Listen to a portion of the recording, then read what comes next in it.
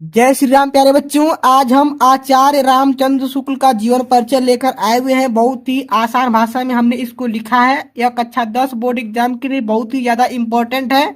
यह board exam में हर साल आता है, ठीक है। तो इसको आप तैयार कर लेंगे तो आपको 5 से 6 नंबर मिल जाएगा पेपर में। तो चलिए हम इसको समझते हैं। देखिए इसमें आचार्य रामचंद्र शुक्ल जी का जन्म 1884 में, कब? 1884 ईस्वी में बस्ती जिला के अगोना नामक गांव में हुआ था। अब समझेंगे यह बस्ती जिला कहाँ है। यह बस्ती जिला जो है उत्तर प्रदेश का एक जिला है, ठीक है। और उस जिले में एक अगोना नाम का गांव है। यहीं पर इनका जन्म 1884 ईस्वी को हुआ था, ठीक है। आगे देखिए, इनके पिता का नाम चंद्रबली शुक्ल था। क्या था? चंद्रबली शुक्ल था। तो ध्यान रखेंगे, पेपर में आप लोग रेड पेन का उपयोग नहीं करेंगे। यहाँ पर हमने दिखने के लिए लिखा है। जैसे आप यहाँ लिखेंगे आचार्य रामचंद्र शुक्ल तो ब्लैक पेन से लिखेंगे, जीवन परिचय लिखेंगे तो ब्लैक पेन से लिखेंगे। और जिसको हमने अंडरलाइन किया, यहाँ पे साइड में देख सकते हैं अंडरलाइन है। तो 1884 को आप ब्लैक पेन से पेपर में लिख देंगे, हाईलाइट रहेगा। बस्ती को ब्लैक पेन से लिख देंगे, अगोना को ब्लैक पेन से लिखेंगे, और चंद्रबली शुक्ल को ब्लैक पेन से लिखेंगे, ठीक है। आगे देखिए, आचार्य रामचंद्र शुक्ल का जीवन अत्यंत दुख में रहा। मतलब उनका जीवन जो है दुख से भरा रहा, इतना आप लिख देंगे।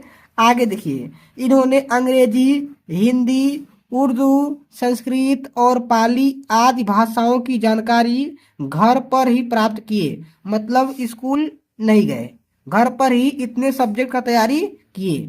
आगे देखिए, ये शुक्ल युग के विख्यात लेखक थे। मतलब यह शुक्ल युग, जैसे युग होता है शुक्लोत्तर युग होता है, शुक्ल युग होता है, छायावादोत्तर युग है, द्विवेदी युग है। तो उसमें से शुक्ल युग के क्या थे? विख्यात मतलब फेमस, प्रसिद्ध लेखक थे, माने जाने लेखक थे। आगे लिखेंगे, इनको एक महान निबंधकार, कहानीकार तथा आलोचक माना जाता था।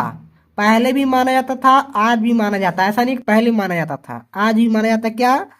प्रसिद्ध मतलब महान निबंधकार, ठीक है। आगे देखिए, और आज भी माना जाता है, ठीक है। इस क्लास को आप लोग अंत तक देखिएगा।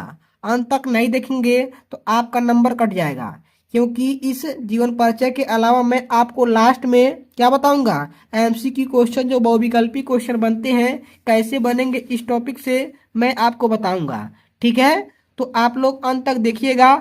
और चैनल पे आप लोग पहली बार आए हैं तो चैनल को सब्सक्राइब कर दीजिएगा और वीडियो को लाइक कर दीजिए। और कमेंट में जरूर बताइएगा आपको किस टॉपिक पे क्लास चाहिए। आप कमेंट में बता देंगे तो हमें अंदाजा लग जाएगा कि बच्चों का डिमांड क्या है। बच्चों को जो टॉपिक नहीं आता है मैं उसका क्लास अवश्य लेता हूँ, ठीक है। तो चलिए देखते हैं आगे। चैनल को आप लोग सब्सक्राइब जरूर कर दीजिएगा। आगे समझते हैं, इनकी रचनाएं समाज पर सीधा प्रभाव डालती हैं। इनकी भाषा शुद्ध खड़ी बोली होती है। जो यह रचना लिखते हैं उसमें जो लिखने का इनका भाषा शैली है बिल्कुल शुद्ध होता है कि कोई भी बच्चा भी पढ़ करके समझ जाएगा, ठीक है। जिससे पढ़ने और समझने में आसानी होती है।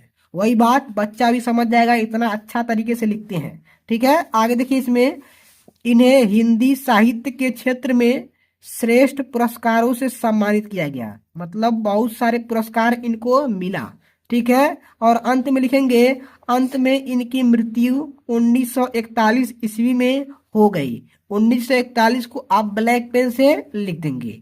अब आगे लिखेंगे इनकी प्रमुख रचनाएं कौन कौन से हैं। फिर हम चर्चा करेंगे कौन से क्वेश्चन एमसीक्यू में आएंगे, ठीक है। ध्यान रखेंगे, हर एक चीज लास्ट तक देखिएगा।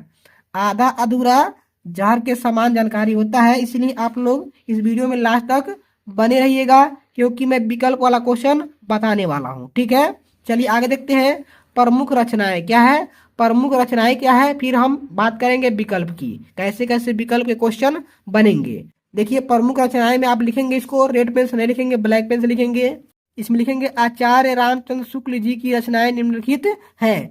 जैसे पहला इनका है चिंतामणि, वेरी इंपॉर्टेंट है। अगला है रश्मि मानसा, अगला है सूरदास, अगला है त्रिवेणी, ठीक है। 4 रचनाएं प्रमुख है तो हमने 4 लिखा है। बहुत सारी रचनाएं हैं लेकिन आप ज्यादा नहीं लिखेंगे, आगे आज लिख देंगे तो हो जाएगा। अब समझते हैं कौन से क्वेश्चन कैसे कैसे पेपर में आएगा। तो पहला क्वेश्चन आपको पेपर में डायरेक्ट विकल्प में पूछेगा कि शुक्ल युग के माने जाने लेखक कौन है? तो ऑप्शन में आपको 3 लेखक का नाम अलग से दिया रहेगा और इनका नाम रहेगा आचार्य रामचंद्र शुक्ल। तो आप लगा देंगे आचार्य रामचंद्र शुक्ल, मतलब यह शुक्ल युग के प्रसिद्ध लेखक है, ठीक है। या ऐसे कह देगा शुक्ल युग के लेखक कौन है, तो शुक्ल युग के कौन है? तो आचार्य रामचंद्र शुक्ल है। और 3 जो है अलग अलग युग का दे देगा। एक क्वेश्चन यहाँ से आता है पेपर में, विकल्प में आएगा। दूसरा चीज, पेपर में आपको यह भी दे सकता है कि इनका जन्म कब हुआ था। तो जन्म के लिए ऑप्शन दे सकता है। तो इनका जन्म 1884 में हुआ, हमने शुरू में ही बता दिया है, बस्ती जिला में हुआ है। तो आपको यहाँ से भी क्वेश्चन उठ सकते हैं। यहाँ तक कि इनके पिताजी से भी विकल्प के क्वेश्चन उठ जाएंगे कि इनके पिताजी का क्या नाम था, ठीक है। दूसरा चीज समझते हैं, इनकी रचना में पूछ दिया जाएगा कि चिंतामणि किसकी रचना है। तो पेपर में आपको 3 ऑप्शन अलग अलग रहेगा और एक ऑप्शन आचार्य रामचंद्र शुक्ल रहेगा। तो आप बढ़िया से पढ़े रहेंगे तो कर लेंगे, ठीक है। रश्मि मीमांसा भी कह सकता है, चाहे सूरदास भी कह देता कभी कभी, ठीक है। कहता है सूरदास किसकी रचना है, तो आप समझते हैं कि यह सूरदास की है, लेकिन सूरदास जो रचना है यह किनका है? आचार्य रामचंद्र शुक्ल का है, न कि सूरदास का। सूरदास जो कवि का नाम है, लेकिन यह सूरदास रचना का भी नाम है। दूसरा क्वेश्चन त्रिवेणी से पूछ देगा कि त्रिवेणी किसकी रचना है। तो आप बिल्कुल ऐसे ही जाएंगे पेपर में, आपको पूरा नंबर मिलेंगे। जैसे जैसे हमने लिखा है वैसे आप लिख दीजिएगा। आपको जितना नंबर पेपर में होगा उतना नंबर आपको पेपर में मिल जाएगा, ठीक है प्यारे बच्चों। इस प्रकार हम इस क्लास को यहीं रोकते हैं, फिर मिलेंगे अगले क्लास में। तब तक अपना तैयारी कीजिए।